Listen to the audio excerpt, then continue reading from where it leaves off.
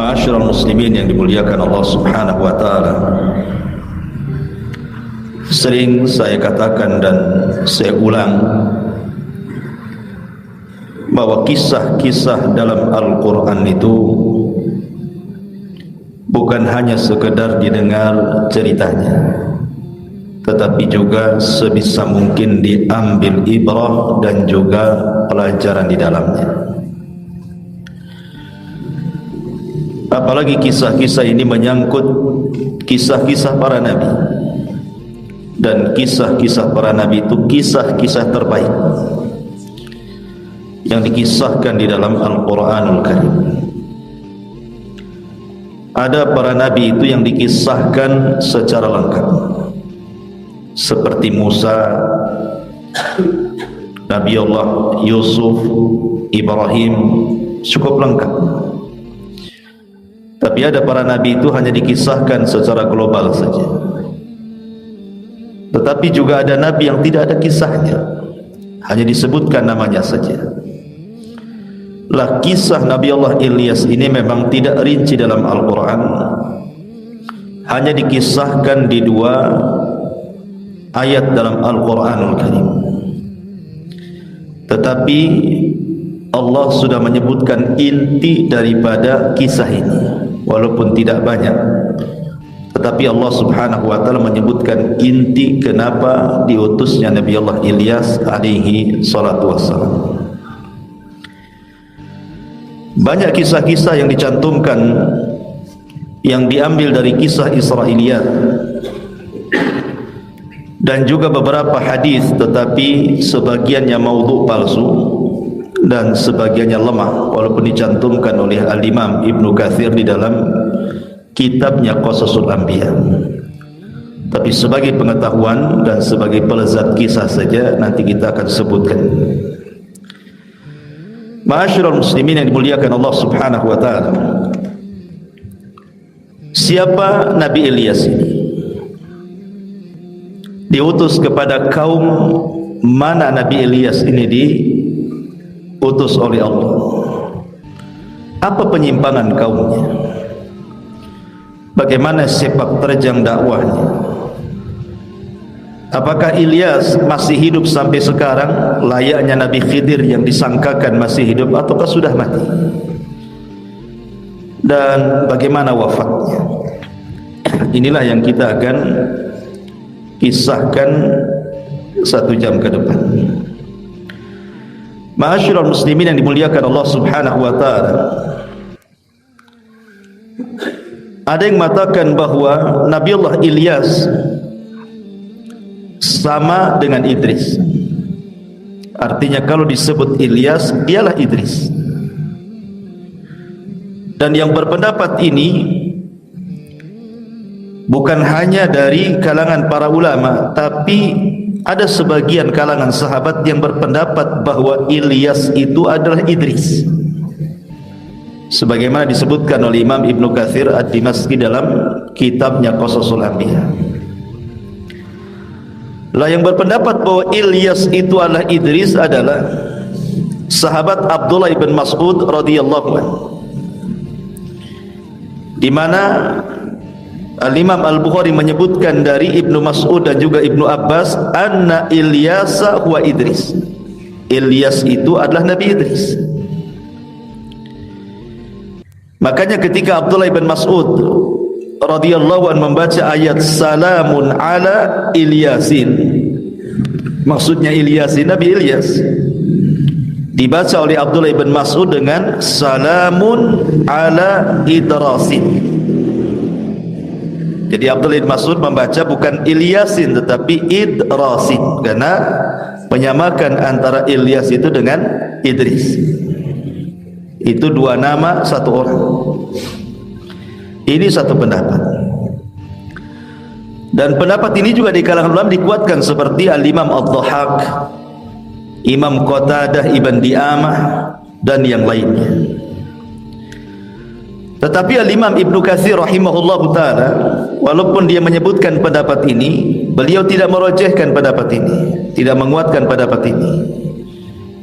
Beliau hanya menguatkan pendapat bahwa Ilyas dengan Idris itu dua orang yang berbeda.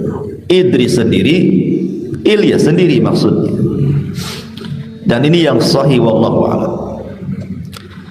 Sebab nanti turunannya akan terbahas apakah Ilyas ini termasuk nabi-nabi Bani Israel atau bukan. Kalau Ilyas itu adalah Idris, berarti Ilyas itu bukan nabi-nabi Bani Israel. Karena Idris ini muncul jauh sebelum Israel diutus. Idris itu mendekati masanya Nabi Adam alaihi salatu wassalam. Adam, Syith, Idris, kan itu ya susunannya. Tetapi ada juga yang mengatakan, bagi yang mengatakan bahwa Ilyas bukan Idris, berarti Ilyas adalah nabi dari nabi-nabi Bani Israel. Dan ini yang kuat. Ada yang mengatakan bahwa dia diutus setelah masanya Yusa ibn Nun dan setelah masanya Nabiullah Hazkiel yang sudah saya ceritakan di sini tentang kematian manusia karena penyakit taun. Diutus kepada mereka Nabi Hazkiel. Nah, setelah wafatnya Hazkiel ini diutuslah Nabi Ilyas. Tapi ada juga yang mengatakan bahwa Ilyas ini diutus setelah eranya Nabiullah Sulaiman. Jadi setelah Nabiullah Sulaiman meninggal dunia, kemudian pecah kerajaannya menjadi kerajaan Yahudi dan kerajaan Israel. Kemudian akhirnya turunan Bani Israel bercanggah satu dengan yang lainnya, berselisih, lah diutuslah Ilyas kepada mereka. Wallahu alam, karena memang waktu-waktu yang ditetapkan kan tidak ada nas-nas yang valid tentang ini, baik secara Quran ataupun secara hadis Nabi SAW, hanya diambil dari kisah-kisah Israiliyat masalahnya. Jadi kita nggak bisa menentukan waktunya kapan diutus, tapi kita perlu diimani saja bahwa ada seorang nabi namanya Ilyas diutus oleh Allah Subhanahu wa taala sebagai rasul. Karena berbeda, ada yang mengatakan bahwa Ilyas ini bukan hanya sekedar nabi, tapi dia rasul. Alasannya kenapa? Karena Nabi Ilyas itu diutus bukan hanya kaumnya yang menentang, tapi raja-rajanya menentang.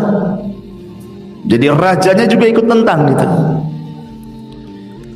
Padahal hampir semua Bani Israel itu, nabi-nabi yang diutus kepada Bani Israel itu semuanya itu mengacu kepada syariat Musa. Semua nabi-nabi Bani Israel itu acuannya kepada syariat Musa, Taurat. Tidak ada yang baru bagi mereka, kecuali diutusnya Isa bin Maryam dan diturunkan Injil, baru ada syariat baru. Beberapa yang ada di Taurat dihapus oleh Injil. Tetapi walaupun demikian, Injil sendiri adalah penyempurna Taurat. Tetap saja asalnya Taurat. Injil ini hanya penyempurna saja. Tapi karena ada beberapa hukum dalam Taurat dihapus oleh Injil, makanya kemudian Isa alaihi salatu wassalam dikatakan sebagai rasul karena membawa syariat baru. Dan Syekh Albani rahimahullahu taala ketika mendefinisikan perbedaan nabi dan rasul, dan ini definisi yang paling kuat wallahu alam. Jadi kalau nabi itu diutus kepada kaum yang tidak bertentangan, akidah mereka tidak bertentangan, jadi nabi itu yang diutus untuk mengingatkan saja. Tapi kalau rasul itu diutus kepada kaum yang menentang rasulnya. Lah Ilyas ini kaumnya menentang, rajanya pun menentang.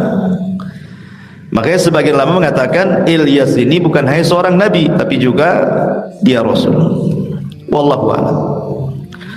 Ma'asyiral muslimin yang dimuliakan Allah Azza wa Jalla, baik kita akan sebut kisah yang sesuai dengan Al-Quran dulu, baru kemudian kita masukkan beberapa kisah sebagai pengetahuan dari kisah-kisah Israiliyat dan beberapa hadis yang sebagiannya palsu, sebagiannya lemah, sebagai pengetahuan saja bahwa kisah-kisah itu tidak benar, itu maksudnya.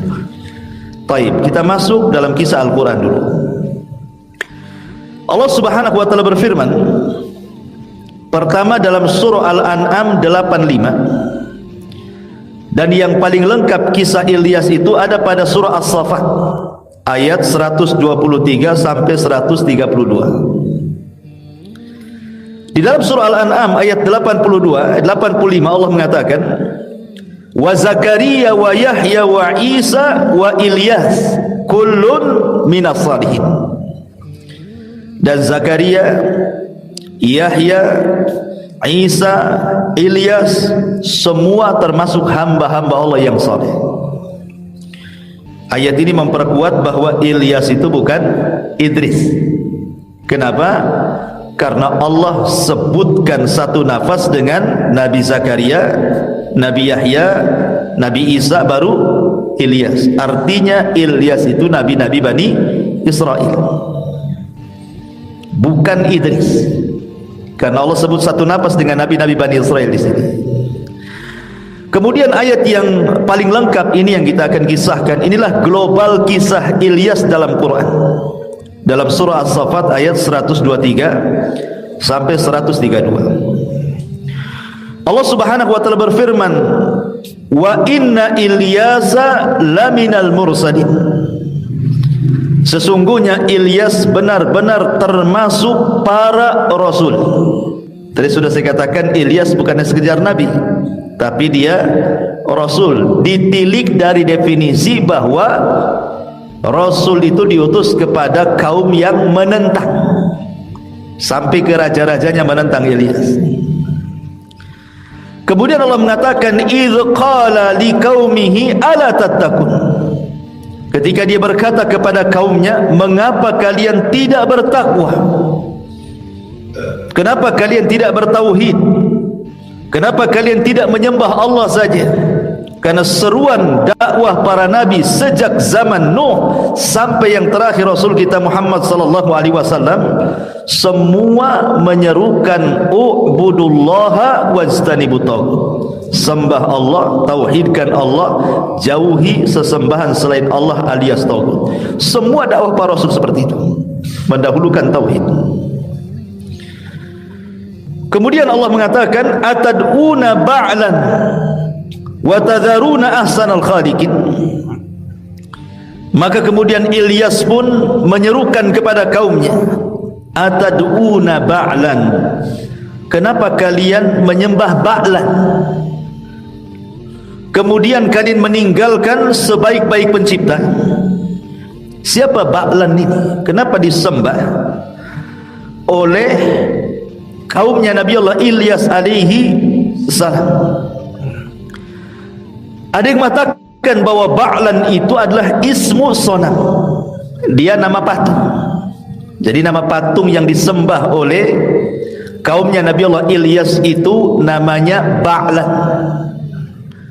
Sebab itulah kota yang sekarang ma'ruf di Libanon itu ada namanya kota Ba'labak, karena Ilyas itu diutus di Libanon sana.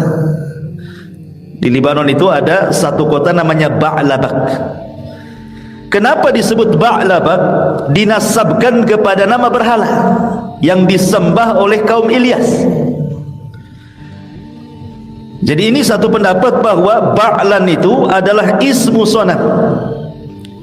Kana li ahli Bak min biladis Syam. Dulu disembah oleh penduduk Syam di satu tempat namanya Bak. Akhirnya menjadi Ba'labak gitu ya. Tapi ada juga yang mengatakan dia adalah ismu sonamin al-kan'aniyin wa huwa a'dhamu asnamihim. Jadi Ba'lan itu adalah satu nama berhala bagi penduduk Kan'aniyin, dan itu berhala yang paling besar. Berhalanya banyak, tapi ini berhala yang paling besar. Samalah dengan di zaman jahiliyah itu kan berhala banyak. Khalid bin Walid aja ketika menghancurkan berhala di sekitar Ka'bah itu 350 lebih kan itu. Tapi kan yang besar itu hanya yang dikenal ya Lata, Uzza, Manat, Hubal gitu ya, itu yang besar kan itu. Lah, Ba'lan ini patung yang paling besar yang disembah kala itu. Patung-patung banyak, tapi itulah yang paling besar. Tapi ada juga yang mengatakan bahwa Ba'lan ini adalah seorang wanita. Dia seorang ratu yang sangat cantik di zaman itu. Kemudian kecantikannya sampai tersebar di negeri tersebut, akhirnya dijadikan Tuhan. Jadi mereka menyembah wanita cantik, seorang ratu, dijadikan Tuhan selain daripada Allah subhanahu wa ta'ala. Wallahu alam. Tetapi Al-Imam Ibnu Katsir mengatakan bahwa pendapat yang kuat, Ba'lan itu adalah ismu sonam. Dia nama dari nama-nama patung, di mana disebutkan bentuk patungnya itu oleh para ulama. Bagaimana bentuk patungnya? Suratuhu suratu insanin. Bentuknya seperti manusia. Ala ra'sihi khawdajatun. Di atas kepalanya ada helm. Biha qarnani, dan memiliki dua tanduk. Wa biyadihi miqra'atun, dan di tangannya sedang memegang palu. Jadi bentuk Ba'lan itu patung orang besar gitu ya. Kemudian kepalanya pakai helm dan bertanduk, kemudian tangannya pegang palu. Tidak ada aritnya ya, palu saja.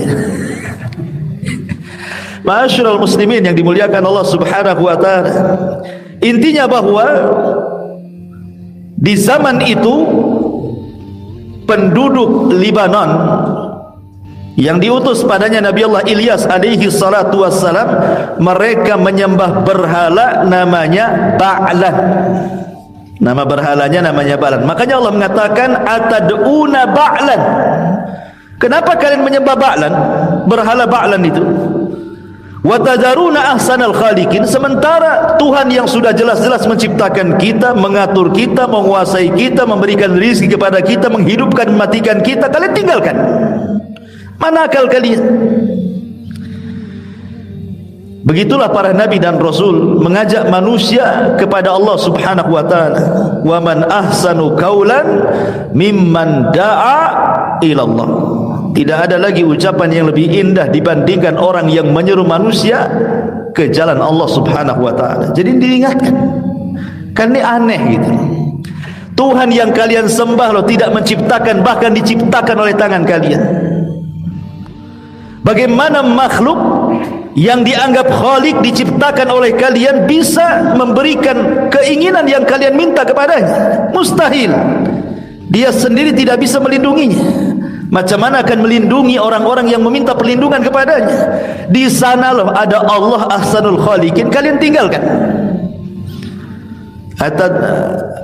Atad'una ba'lan wa tadaruna ahsanal khaliqin.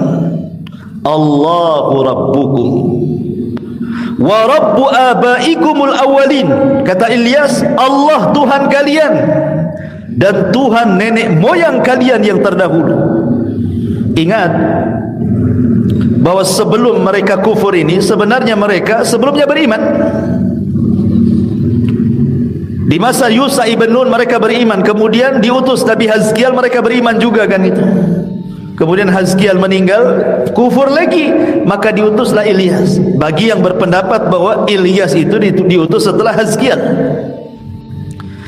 Bagi yang berpendapat sebelumnya, artinya setelah peristiwa Sulaiman alaihi salatu wassalam meninggal, di zaman Sulaiman semua bertauhid. Tapi setelah Sulaiman meninggal dunia, mulai kufur lagi. Makanya diutus kepada mereka Nabi Allah Ilyas. Makanya Nabi Ilyas ini mengingatkan tentang bapak moyang kalian. Mereka kalau menyembah Allah, kalian pula menyembah Ba'lan. Makanya dia mengatakan Allahu Rabbukum. Ingat, Allah itu Rabb kalian, yang menciptakan kalian, yang mengatur kalian, yang menguasai kalian, yang memberikan rizki kepada kalian, menghidupkan, matikan kalian. Itulah Allah. Rabbukum wa rabbu abaikumul awwalin, dan Rabb bapak-bapak kalian yang terdahulu. Tapi apa tanggapan kaumnya Nabi Ilyas ini, kaum Ba'la begini? Sama dengan kaum-kaum sebelumnya. Ketika diutus kepada mereka, apa yang terjadi? Fariqan kadzabu wa fariqan taqtulun, kan begitu. sebagian mereka mulai mendustakan para rasul, sebagian mereka mulai membunuh para nabi. Begitulah Bani Israel, khususnya orang-orang Yahudi. Makanya kemudian fakadzabuhu fa innahum lamuhdharun, maka kemudian mereka mendustakan Ilyas, sesungguhnya mereka akan diseret ke neraka. Ada yang mengatakan bahwa ketika mereka kemudian tidak mau mengambil seruan Nabi Ilyas, maka Nabi Allah Ilyas alaihi salatu wassalam pun kemudian berdoa kepada Allah subhanahu wa ta'ala untuk ditimpakan kepada mereka paceklik yang berkepanjangan. Akhirnya Allah kabulkan, maka ditimpalah paceklik yang hebat yang berkepanjangan kepada kaum Ba'labak itu. Akhirnya mereka tobat. Setelah tobat, mulai lagi ekonominya lancar, kufur lagi. Coba bayangkan, akhirnya ditimpakan lagi azab yang lain. Jadi begitulah adat orang-orang yang diutus para nabi dan rasul sebelum Nabi kita Muhammad sallallahu alaihi wasallam, selalu mendustakan. Dikirim kepada mereka mukjizat pun tidak beriman kepada Allah azza wajalla. Karena ada yang mengatakan, memang tidak ada riwayat yang jelas, ya mungkin riwayat Bani Israiliyat, bahwa di antara mukjizat Nabi Allah Ilyas ini, dia bisa menghidupkan orang mati. Sama dengan Nabi Isa juga menghidupkan orang mati dengan izin Allah, kan gitu. Kemudian bisa memadamkan api, ya, cukup diperintahkan saja padam atas izin Allah subhanahu wa ta'ala.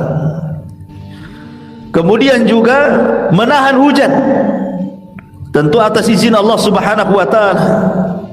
Termasuk juga inzalul ghaith ba'da an amana ba'du qaumahu, setelah beriman dia minta kepada Allah untuk diturunkan hujan-hujan, dan begitu seterusnya. Tetapi mukjizat-mukjizat yang ditampakkan Ilyas kepada kaumnya, tetap saja mereka berdusta kepada nabinya. Makanya Allah mengatakan fakadzabuhu fa innahum lamuhdharun, mereka pun kemudian mendustakan Ilyas, sesungguhnya mereka akan diseret ke neraka. Kemudian Allah mengatakan illa ibadallahil mukhlasin, kecuali hamba-hamba Allah yang terpilih, kecuali pengikut-pengikut Nabi Ilyas yang ikhlas, yang tidak menyembah Ba'lan dan hanya menyembah Allah saja. Kemudian Allah katakan wa tarakna alaihi fil akhirin, kami mengabadikan untuknya pujian bagi orang-orang yang datang kemudian. Ilyas walaupun sudah tidak ada, tetap dikenang dan dipuji. Sampai banyak orang yang namanya Ilyas. Kenapa orang yang namanya Ilyas? Pak Ilyas, mana Pak Ilyas? Kan itu. Ya karena memang dipuji namanya. Sampai banyak orang yang dikasih nama Ilyas, kan itu. Karena Allah mengatakan wa tarakna alaihi fil akhirin, dan kami mengabadikan untuknya pujian pada orang-orang yang datang kemudian. Dipuji-puji, Islam memuji Ilyas, dia seorang nabi dan rasul, dan begitu seterusnya. Bahkan ahli kitab pun memuji, ya. Salamun ala Ilyasin, sesungguhnya keselamatan atau salam sejahtera atas Ilyas dan kaumnya. Ada sebagian penafsiran Ilyasin di situ maksudnya keluarga Nabi, seperti yang dikatakan Imam Ibnu Katsir rahimahullahu taala, maksudnya Ilyasin di sini adalah keluarga Nabi sallallahu alaihi wasallam, karena ada yang menganggap salah satu nama Nabi itu adalah Yasin dan Toha. Makanya kita sering mendengar ada solawat yang memanggil-manggil Yasin dan Toha, kan? Ala Yasin Habibillah, ala Toha Rasulillah, kan? Bagi orang yang berpendapat Yasin dengan Toha itu nama Nabi SAW, maka Ilyasin di situ maksudnya keluarga Nabi. Tapi pendapat ini dibantah oleh Imam Ibnul Qayyim rahimahullahu ta'ala dan ulama muhakkikun, ulama ahli tahqiq, bahwa Yasin dengan Toha itu bukan nama Nabi. Dia adalah huruf-huruf hijaiyah yang dicantumkan di awal surat dalam Al-Quran, sama dengan alif lam mim, alif lam ra, alif lam mim sad, gitu ya, qaf, kemudian Nun, itu sama. Apa bedanya? Kenapa? Karena kalau memang Yasin dan Toha itu adalah nama Nabi SAW, harusnya harokat yang dibaca bukan Yasin tapi Yasinun gitu ya. Tapi tetap aja dibaca Yasin, bukan Yasinu gitu ya. Berarti kita tahu bahwa itu bukan nama Nabi. Yang kedua, tidak ada hadis yang mengatakan bahwa Yasin itu nama Nabi SAW. Di sana ada nama Muhammad, Ahmad, Hashir, Akib, ada. Tapi Yasin dan Toha tidak ada. Tapi sekali lagi ini khilaf ulama ya. Tapi pendapat yang rajih, yang kuat wallahu alam, Yasin dan Toha itu bukan nama Nabi SAW. Sehingga di sini Ilyasin, di sini maksudnya adalah Ilyas dan kaumnya. Kemudian inna kadzalika nazzil muhsinin innahu min ibadinal mu'minin. Sesungguhnya demikianlah kami berikan balasan kepada orang-orang yang berbuat baik. Sesungguhnya dia termasuk, maksudnya Ilyas, hamba-hamba kami yang beriman kepada kami. Sampai disinilah kisah Ilyas dalam Quran. Tidak ada lagi kisah Ilyas, hanya sebatas ini saja. Tapi dari sini kita sudah bisa simpulkan bahwa pertama, Ilyas itu seorang rasul. Yang kedua, diutus kepada kaum Ba'labak dan mengingkari sesembahan Ba'lan yang disembah oleh kaumnya. Yang ketiga, sunnah kauniyah, kaumnya mendustakan Ilyas. Yang keempat, Allah kirim azab kepada mereka. Dari sini banyak pelajaran bahwa setiap dai hendaklah mencontoh para nabi, baik rasul kita atau nabi-nabi sebelumnya, bahwa inti berdakwah itu adalah menyampaikan tauhid. Dan nanti kalau anda menyampaikan tauhid, pasti, bukan kemungkinan lagi, pasti ada yang akan menentang. Ada yang menerima, ada yang menolak. Itu sudah wajar. Karena para nabi sebelumnya juga sama. Kalau di tangan mereka mukjizat yang luar biasa masih juga ditolak, apalagi kita tak ada mukjizat pula. Ingin diterima pula dakwahnya. Ya, tetapi yakin bahwa menyampaikan tauhid itu semulia-mulianya dakwah, karena itu adalah dakwah yang diemban oleh seluruh para nabi dan rasul. Ma'asyiral muslimin yang dimuliakan Allah Azza wa Jalla. Baik, kita masuk pada beberapa kisah yang disebutkan oleh ahli sejarah dan beberapa riwayat, di mana riwayat ini sebenarnya tidak ada yang sahih. Tapi tidak apa-apa, sebagai pengetahuan kita akan kisahkan. Ma'asyiral muslimin yang dimuliakan Allah Azza wa Jalla, ada yang mengatakan bahwa Nabi Allah Ilyas alaihi salatu wassalam itu ketika kaumnya sudah mulai mendesak dia, mendustakan dakwahnya, kemudian juga hampir dibunuhnya, dikerahkan pasukan untuk membantainya oleh raja yang zalim itu, sesak dadanya. Dari situlah kemudian dia ingin mati. Maka dijelaskan oleh Wahab ibn Munabbih, dan ini riwayat dicantumkan oleh Imam Ibnu Katsir di dalam kitabnya Qasasul Anbiya, annahu lama da'a rabbahu azza wa jal an yaqbidahu ilaihi, ketika dia berdoa kepada Allah untuk dicabut nyawanya, lima kadzabuhu wa adauhu, faja'athu dabbatun launuha launun nari faraqibaha wa ja'alallahu lahu rishan wa albasahun nur. Maka tiba-tiba ketika dia sudah mulai didustakan dan disakiti kaumnya, maka Allah datangkan kepada Ilyas ini sebuah kendaraan berupa binatang melata, warnanya seperti warna api. Kemudian Allah Subhanahu wa taala menjadikan tunggangan ini sebagai tunggangan Ilyas.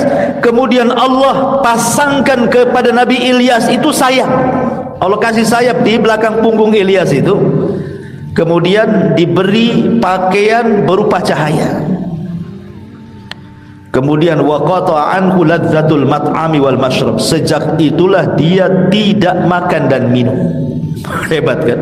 Tak makan dan minum, gak lapar, gak haus. Wasara malakiyan basyariyan samawiyan ardiyan, maka dia pun tiba-tiba menjadi malaikat dari kalangan manusia. Dia bisa terbang ke langit, bisa jalan-jalan di bumi, ya. Kemudian wa ausa ila Ilyas ibn Akhtub, kemudian dia pun mewasiatkan kepada Ilyas nabi setelahnya dengan wasiat-wasiat kenabian dan untuk meneruskan perjuangannya, karena nanti setelah Ilyas diceritakan Ilyasa, ya. Ada yang mengatakan Ilyasa itu anak paman daripada Ilyas. Baik, ma'asyiral muslimin yang dimuliakan Allah azza wa jalla, kata Imam Ibnu Katsir, fa fi hadza nazarun. Riwayat seperti ini tidak dikenal dalam redaksi-redaksi hadis dalam Islam. Ini ada kritikan ulama. Boleh jadi kisah ini berasal dari kisah Israiliyah, tidak bisa kita benarkan secara mutlak, tidak bisa pula kita dustakan secara mutlak. Ya, kita sisipkan sebagai pelezat kisah namanya. Karena kita sudah ada di Quran, cukuplah kisah itu dalam Al-Quran saja sudah cukup. Ya. Ini satu riwayat. Riwayat yang kedua, Al-Imam Makhul ibn Ka'ab pernah mengatakan, arba'atu anbiya ahya, ada 4 nabi itu masih hidup sampai sekarang. Ada 4 nabi yang masih hidup sampai sekarang. Ithnani fil ardi wa ithnani fis sama, katanya. Yang 2 hidup di langit, yang 2 hidup di bumi, sampai sekarang masih hidup. Adapun yang 2 hidup di bumi, kemudian dijelaskan Ilyas wa Khadir, Nabi Ilyas dan Nabi Khidir. Itu masih hidup tuh dua-duanya, belum mati. Adapun yang hidup di langit Idris wa Isa alaihi salam. Adapun yang di langit adalah Idris dan juga Isa alaihi salatu wassalam. Kemudian disebutkan oleh Imam Ibnu Katsir rahimahullahu taala dari riwayat Makhul ibn Ka'ab ini, yang hebatnya adalah anna Ilyasa wal Khadira yajtami'ani fi kulli amin. Jadi Ilyas dengan Khadir ini setiap tahun ada reuni, ketemu, ya. Fi syahri Ramadan bi Baitil Maqdis. Kapan itu ketemuan Ilyas dan Khadir itu? Di bulan Ramadan di Baitul Maqdis. Setahun sekali mereka ketemu, berdua ngobrol tuh. Wa annahuma yahujjani kulla sanatin, dan keduanya selalu haji berdua setiap tahun. Wa yashrabani min zamzam syurbatan takfihima ila mithliha minal amil muqbil, dan keduanya minum dari air zam-zam yang dengan air zam-zam itu cukup untuk mengenyangkan sehingga dia tidak perlu makan minum sampai tahun depan. Sekali minum sampai tahun depan tak makan tak minum lagi. Mantap, ya kan? Ya. Kemudian kata Imam Ibnu Katsir rahimahullahu taala mengatakan, lam yasih syai'un min dzalik, tidak ada yang sahih. Kabar seperti tidak sahih. Masalahnya ketika kemudian ada yang kemudian mengambil riwayat ini, terjadilah kisah-kisah dan cerita-cerita aneh kan jadinya. Khidir masih hidup, Ilyas masih hidup. Akhirnya banyak orang yang ketemu Nabi Khidir, katanya ada di mana itu? Di belakang padang katanya, di atas perahu katanya. Saya dengar cerita itu. Ada orang ketemu Nabi Khidir di belakang padang, lagi naik di atas perahu katanya. Macam-macam ceritanya. Terakhir dia membuat pertemuan di hotel. Di mana? Hotel tingkat berapa kan? Jadi antum kalau ikut ajaran itu, nanti antum daftar, nanti akan berjumpa dengan Nabi Khidir dan antum dapat tazkiyah. Ya, bayangkan bisa diundang ke hotel pula, ya kan? Banyak kisah aneh-aneh akhirnya kan. Karena binaan ala annal Khadir wal Ilyas ahya. Ya, karena dalilnya adalah ketika kita katakan Ilyas dan Khadir masih hidup. Akhirnya banyak cerita-cerita kan, aneh-aneh akhirnya cerita-cerita itu. Karena begini, ikhwatul fillah muliakan Allah Azza wa Jalla, Imam Ibnu Katsir sendiri yang menukilkan riwayat ini, beliau mengatakan apa? Annal Khadira mata wa kadzalika Ilyas alaihi wassalam. Imam Ibnu Katsir mengatakan yang betul Khidir itu mati, Ilyas juga mati. Ini yang mengatakan bukan Abu Umairah, Ibnu Katsir. Dia mengatakan seperti itu. Dan para ulama yang lain yang mengatakan bahwa keduanya meninggal, mana dalilnya? Satu, zahir daripada ayat Al-Quran surah Al-Anbiya 34. Allah mengatakan, wa ma ja'alna li basyarin min qablikal khulda afa immitta fahumul khalidun. Kami tidak menjadikan hidup abadi bagi seorang manusia pun sebelum kamu wahai Muhammad, maka jika kamu mati apakah mereka tetap hidup? Mustahil. Nabi di usia 63 tahun meninggal, masa mereka masih hidup? Gitu maksudnya. Artinya kalau Nabi SAW meninggal, mereka juga meninggal. Itu satu. Yang kedua, tidak ada satupun hadis yang sahih yang menyatakan Khidir dan Ilyas itu masih hidup. Tidak ada. Sebagaimana dinyatakan Imam Ibnu Katsir tidak sahih, maudhu. Ya. Yang ketiga, andai kata, taruhlah kita katakan Khidir masih hidup, Ilyas masih hidup. Anda baca surah Al-Imran 81.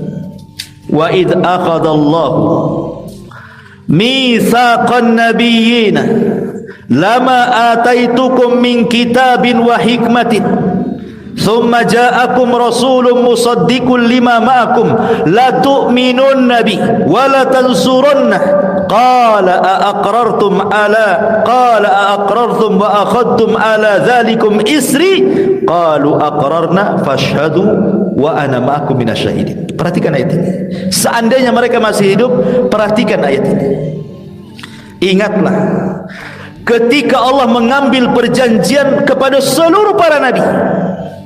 Ingat, Allah membuat perjanjian kepada seluruh para nabi. Apa perjanjiannya?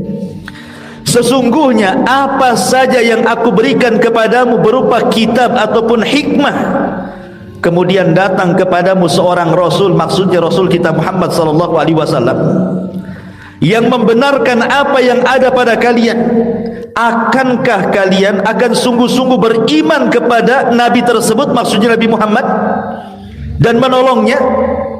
Maka mereka para nabi mengatakan, ya, kami mengakuinya, kami akan siap kalau nabi itu muncul, kami akan beriman dan menolongnya.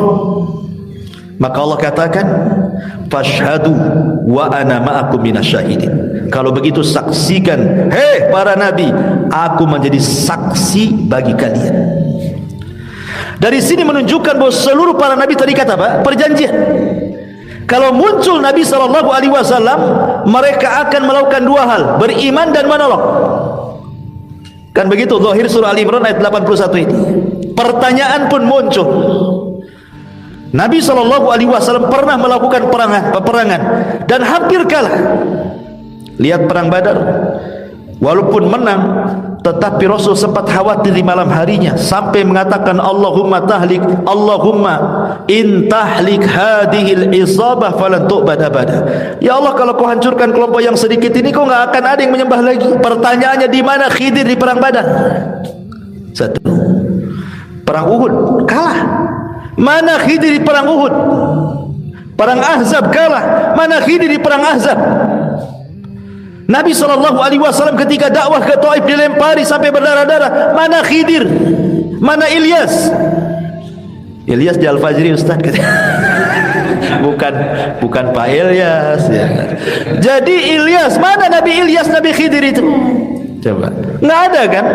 Berarti apa? Berarti mereka sudah meninggal. Sebab kalau mereka masih hidup, la tu'minun nabi walatan surunna, kan begitu ayatnya dalam Al-Imran 81. Mereka pasti beriman kepada Rasul, mereka pasti menolong Rasul. Di mana Khidir saat Rasul kesulitan? Di mana Ilyas? Di mana? Kalau kita katakan mereka masih hidup, gitu maksudnya, paham ya? Ini yang ketiga. Yang keempat, ya, berita dari Nabi SAW bahwa pada ujung 100 tahun nanti terhitung sejak malam hari di mana beliau menyampaikan hadis ini, tidak ada lagi orang yang hidup melebihi 100 tahun. Dan itu berdasarkan hadis Nabi sallallahu alaihi wasallam, "Ma min nafsin manfusatin al-yawma ta'ti 'alaiha mi'atu sanatin wa hiya hayyatun yawma idzin." Tidak ada satu jiwa pun yang hidup pada hari ini setelah lewat 100 tahun dari kematian Nabi, sedangkan dia hidup pada hari itu. Mustahil, pasti mati. Artinya tidak ada orang yang mengetahui, sampai hari ini pun tidak ada orang yang mengetahui Nabi Khidir kan? Kan hanya kisah-kisah khurafat saja kan? Apalagi sekarang sudah ada dunia elektronik loh. Tak ada orang yang ngaku ketemu Nabi Khidir itu selfie pula dengan Nabi Khidir, kemudian disebar di medsos kan? Bisa saja kan? Ini loh bentuk Nabi Khidir. Nanti kan kita akan pelajari kan itu sifat-sifatnya kan? Kan kita tinggal melihat sirah-sirah para ulama. Kan sudah dijelaskan sifat-sifat Nabi Khidir, kisah-kisah Nabi Khidir. Kan nanti kan nampak kan itu.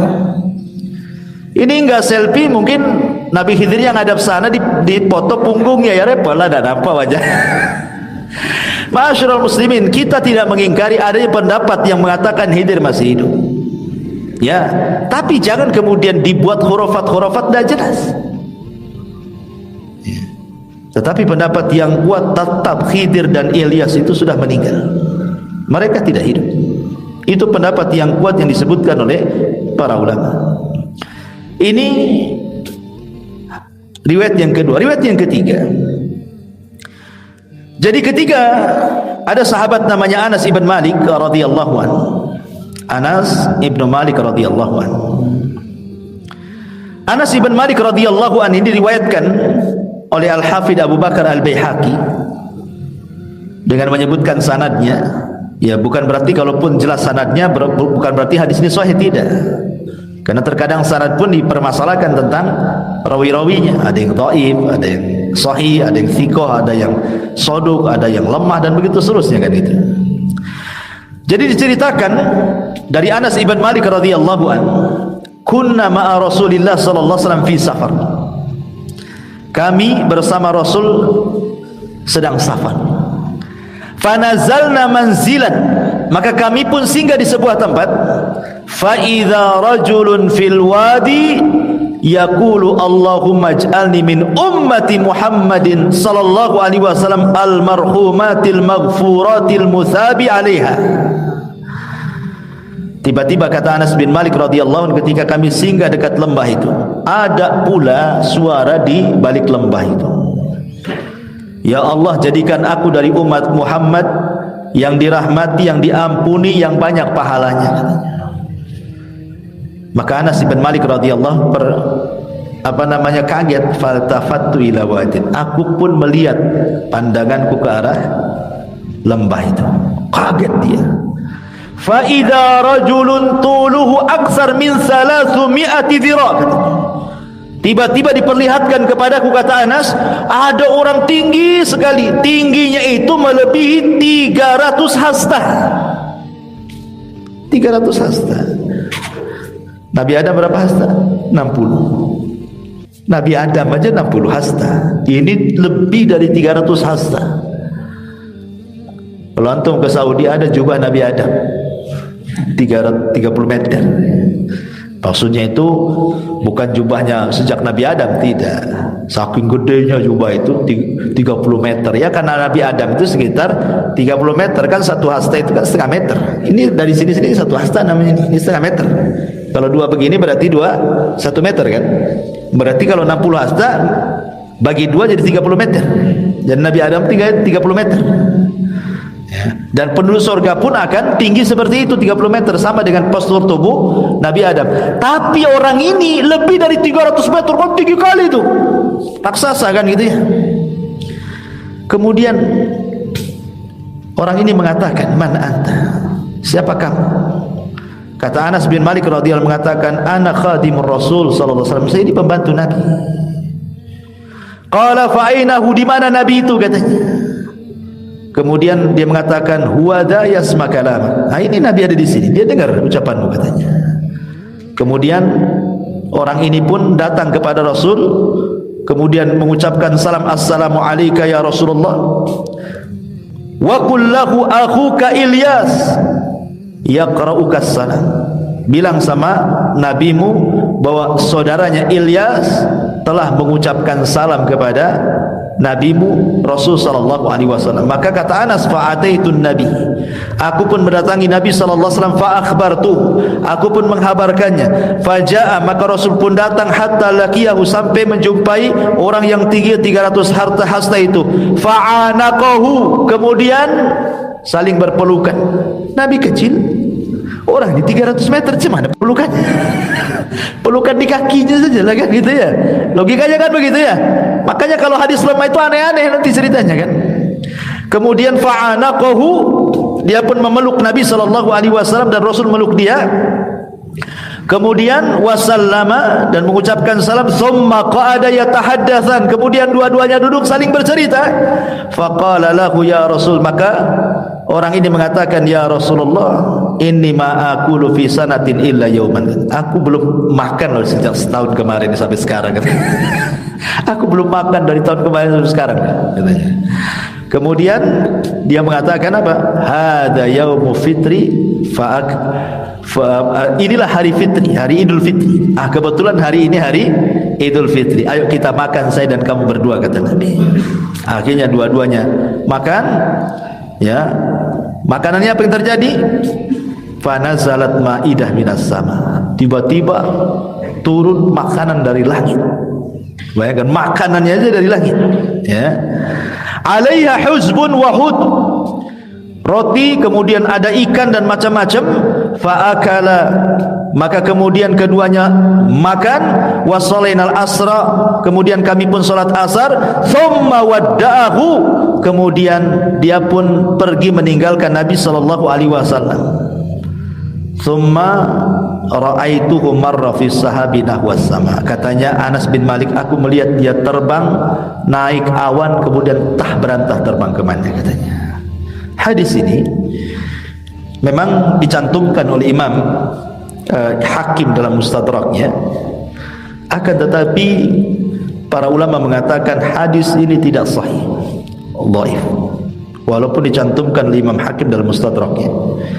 Kenapa? Karena akan bertentangan dengan hadis Nabi sallallahu alaihi wasallam di mana Rasul mengatakan, innallaha khalaqa Adam tuluhu sittuna dhira'an fis sama.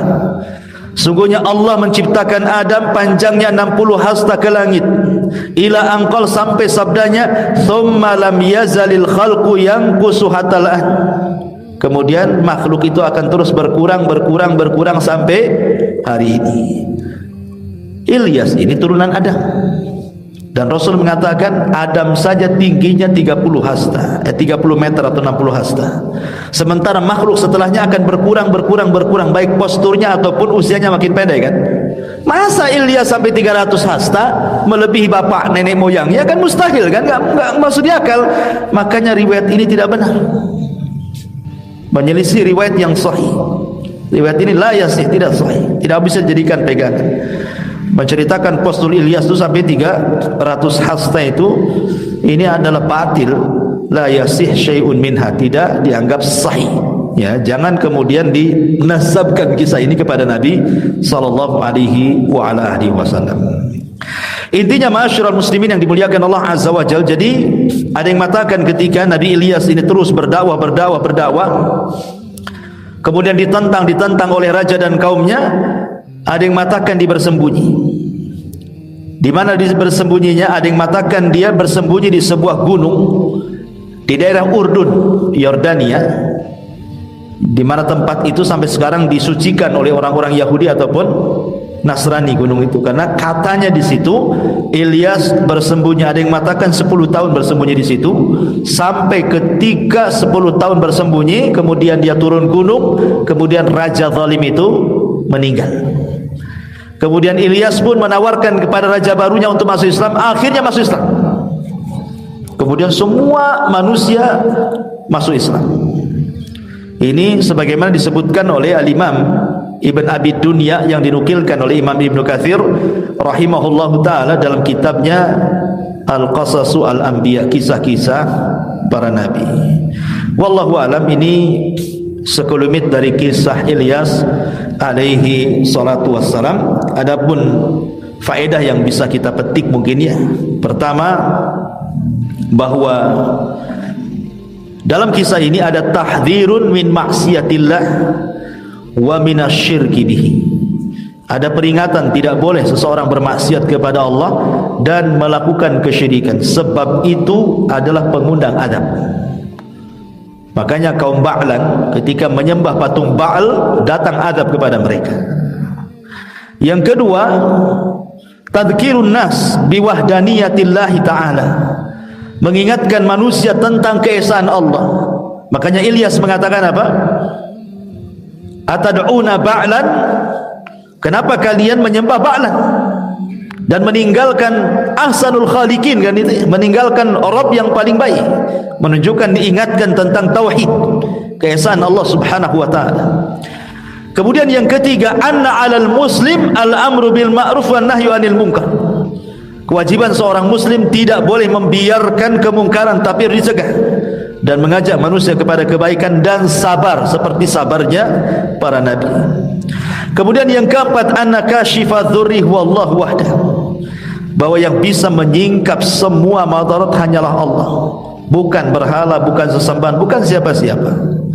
Maka kalau kita dirundung permasalahan, maka bersandarlah kepada Allah Subhanahu wa taala. Kemudian yang terakhir, bahwa dakwah tauhid adalah dakwahnya para nabi dan juga rasul alaihi wassalatu wassalam.